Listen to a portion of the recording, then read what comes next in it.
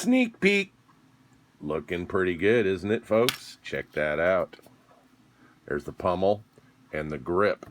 This is TPU, by the way. What is TPU? Well, it's this rubbery stuff you can print, 3D print, that gives you a grip. How did I make this? How did I do the knockout? How did I CAD this?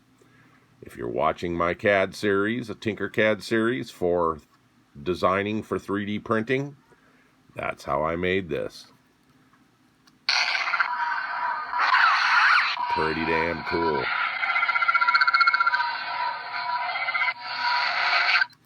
Just a sneak peek as I move up the laser. All I got to do now is edit and compress my videos and get them posted, and I'll show you how this was designed, including the resonant chamber for the speakers. By the way, I changed the pommel.